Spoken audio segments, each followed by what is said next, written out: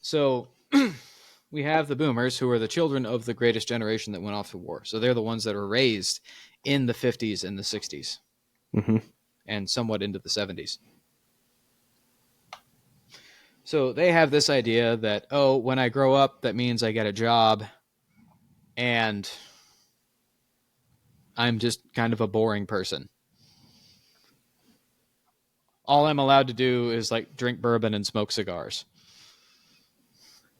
as a grown man. Like those are the only hobbies that grown men ought to have. Gen X, who is their children, think that growing up means, oh, now I can drink and swear and have sex whenever I want. So the really edgy ones. No, the edgy ones are the millennials, because they think that growing up is losing your innocence and just being jaded to everything Okay, fair and enough. realizing that life is truly miserable. I have never met a single millennial that wasn't either completely jaded and cynical or like the most hippy dippy liberal person I've ever seen. Like it's all millennials just have this cynicism about them. I bet if we were to look at the statistics of men who were totally engrossed by all the conspiracy theories, like we'll just say that like if we have the statistics of Alex Jones viewers, I would say the vast majority of them are millennials. I would know. You and I are on technically the bottom end of millennials and into the top end of Gen Z. Yeah. So we're millennials that don't meet our own description, but that's a given. We're So both millennials and Gen Z. We kind of understand both of them. mm-hmm. We have shared experiences with both generations. When you can come up with good examples, just to use millennials as an example, and I'm sure you could apply a version of what I'll say to boomers and Gen X. Like millennials do have some reasons to be jaded, if you think about They it from do. an economic basis and such. But when you're talking about growing up, when you're talking about maturing, you're not defined by the problems that you face fully. You're defined by how you treat them. Well, So here's we're seeing a case of dealing with it badly. the two things that I see commonly in just how millennials think these days. Uh, two things that I see them thinking of as milestones on the road to maturation are losing your virginity and abandoning your childhood religion. Because, oh, that church thing, that was something that my parents made me do when I was a kid. But I'm not going to do that now because I'm grown up and I know better. Which it's, again, this idea. So this idea that people in the past were stupid and don't know any better is now a generational thing. Every generation thinks they know better than the one previously. Yeah, it tends to happen. And ultimately, by the time that I would say most of Gen Z, so our generation and those who are a few years younger than us, have just refused to grow up, period. So we have three generations that don't really understand what growing up actually is. Boomers having the closest thing to a good idea because it at least involves responsibility. But with the way that Gen X and millennials view growing up, we then have Gen Z just refusing to grow up in the first place because that's the examples that they have. And like, why would I want to do that anyway? And we can even see this now. The majority of people who are going to Disney World and Disneyland and Universal Studios are in their 20s and 30s without children.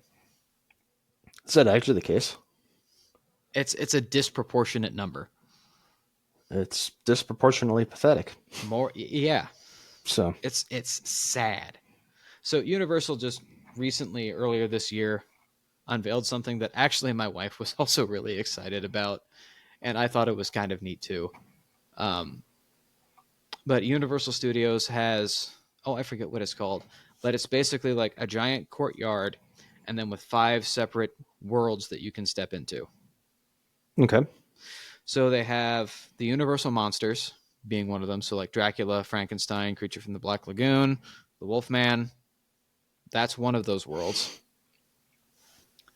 They have Super Mario World, because for some reason Universal has those rights. They have How to Train Your Dragon because Universal and DreamWorks are together. They have a Harry Potter world, and then I think they have one other that is unique to the park. But when they were first opened, there were videos popping up online of like the grand openings of when those ropes were first let in, and the majority of the people that you can see in the crowd are grown adults without children. It takes like 2 or 3 minutes before you even see a single child. Yeah, that does not seem fitting. Like, that is not for an adult without a child. Like, I get if you liked Harry Potter growing up, you might want to go and see the new Harry Potter universe world thing at Universal Studios. I get that. Mm-hmm. But part of growing up is seeing your enjoyment of a certain thing, your enjoyment of what you had when you were a kid, changing to the enjoyment that you have when your children view it for the first time, or when your children experience that thing. I really enjoyed Harry Potter, and now my kids get to enjoy Harry Potter. Mm-hmm. It's that sort of feeling. Yeah. You can say it's fine for an adult to go, but it's reasonable to just leave it at the majority of people there should not be adults without children. And it is a higher feeling than just the feeling that you got from enjoying the thing in itself, because now you get to share it. You get to share it. It's something that you still do actually enjoy as an adult, but you are also seeing your child enjoy it. And that enjoyment is magnified by your love for the child. Exactly. Like when my son gets super excited when we watch Transformers cartoons and Optimus Prime does something cool. Yeah. My son is 1.5. He loves Optimus Prime. And I could not be happier. Yeah. My mother-in-law bought him little Captain America socks. They're the cutest thing on him. Mostly because he's like a broad-shouldered, blonde-haired, blue-eyed kid, and he looks like Captain America. So, but they're like the cutest thing on him. He's got his little Spider-Man pajamas. Because that is it's adorable. Yeah. And I love it. And even though my son is like 1 3/4, 1 2/3, whatever it is, his birthday's in February, so it's like 1.5 or so.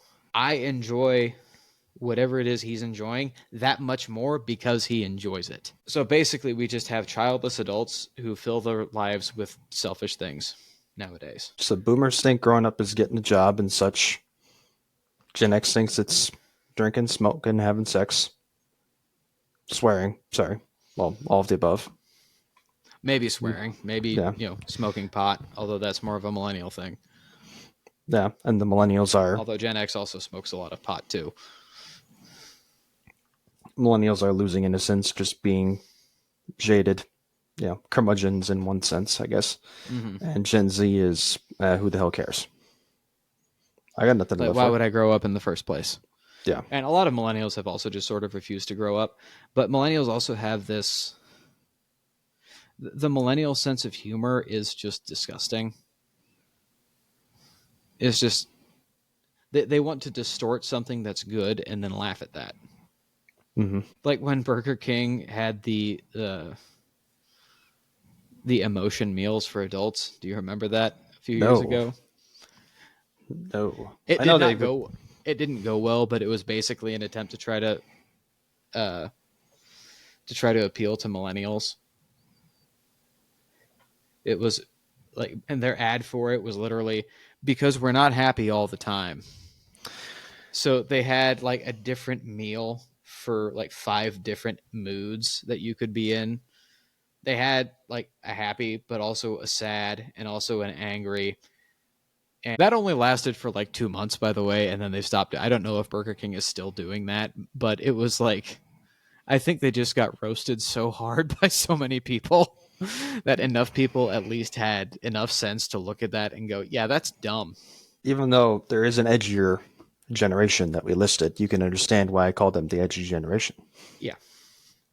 That's kind of what Gen X and millennials wound up doing growing up was just making cartoons say bad words. It was making the things that they remember as kids say bad words. They think that adult means swearing and sex and drinking. Yeah, which says something about the standards under which they may have been raised and the norms that were preached as good and whatever.